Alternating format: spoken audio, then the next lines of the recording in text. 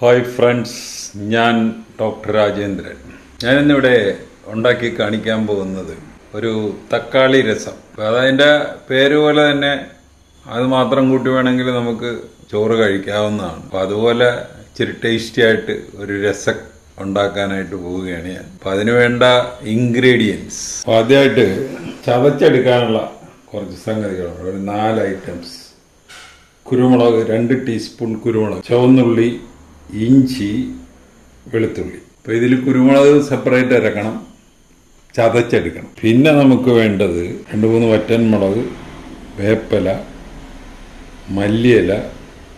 ഇത് ഞാൻ തക്കാളി പുഴുങ്ങിയതിൻ്റെ തൊലി പൊളിച്ച് വെച്ചിരിക്കുക. പിന്നെ കുറച്ച് പുളി. അപ്പോൾ എനിക്ക് പുളി അത്ര ഇഷ്ടമില്ല, അതിന് പകരം ഞാൻ തക്കാളിയാണ് ഉപയോഗിക്കുന്നത്. പുളി കുറച്ച് ചേർക്കുന്നുണ്ട്, കൂടുതലൊന്നും ചേർക്കുന്നില്ല. കടുക്, ഉലുവ.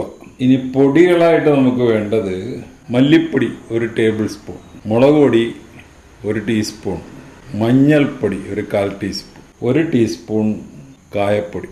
പിന്നെ വറുതാളിക്കാനുള്ള എണ്ണയും ചേർക്കാനുള്ള വെള്ളമൊക്കെ ഉണ്ടെങ്കിൽ നമുക്ക് ഇതിൻ്റെ പ്രിപ്പറേഷനിലോട്ട് കിടക്കാം. നമ്മൾ ചതച്ചെടുക്കാനുള്ളതൊക്കെ ചേർത്ത് എന്ന് പറഞ്ഞാൽ വെളുത്തുള്ളി, ചുവന്നുള്ളി, ഇഞ്ചി, കുരുമുളക് പൊടി, കുരുമുളക് ചതച്ചത്, പിന്നെ തക്കാളി അരിഞ്ഞെടുത്തിട്ടുണ്ട്, പുളിവെള്ളം പിഴിഞ്ഞെടുത്തിട്ട്. ഇനി നമുക്ക് പ്രിപ്പറേഷനിലോട്ട് കിടക്കാം. ആദ്യമായിട്ട് ഒരു കടായി അടുപ്പത്ത് വെച്ചിട്ട് നമ്മൾ എണ്ണ ഒഴിച്ചിരിക്കും. എണ്ണ ചൂടാകുമ്പോൾ കടുകും ഉലുവായും കൂടി നമ്മൾ 1 ടീസ്പൂൺ കടുകും 1/2 ടീസ്പൂൺ ഉലുവായുമാണ് എടുത്ത് കടുകിടുന്നു, ഉലുവ ഇടുന്നു. പൊട്ടിക്കഴിയുമ്പോൾ വേപ്പില ഇടുക.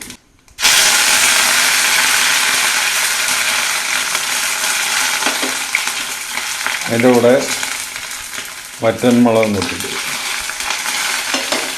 തീ സിമ്മിൽ വെക്കുക. അടുത്തായിട്ട് ഈ ചതച്ചത് 3 കൂടെ ഇടുക.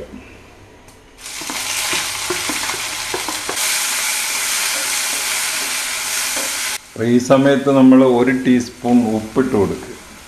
ബാക്കി നമുക്ക് അവസാനം ഇടാം. ആവശ്യത്തിന് ഉപ്പ് അവസാനം. ഈ പരുവത്തിന് നമ്മൾ തീ ഓഫ് ചെയ്തിട്ട്, എന്ന് പറഞ്ഞാൽ ഇതിൻ്റെ ബേസിന് നല്ല കട്ടിയുള്ള ഒരു കടായിയാണ് വെച്ചിരിക്കുന്നത്. ഓഫ് ചെയ്തിട്ട് ഈ പൊടികളൊക്കെ ഇടുക. ഈ കുരുമുളക് ചേർത്തത്, അതിൻ്റെ പച്ചമണമൊക്കെ മാറണം. അപ്പോൾ നമ്മളിപ്പോൾ തീ ഓഫ് ചെയ്തിരിക്കുക.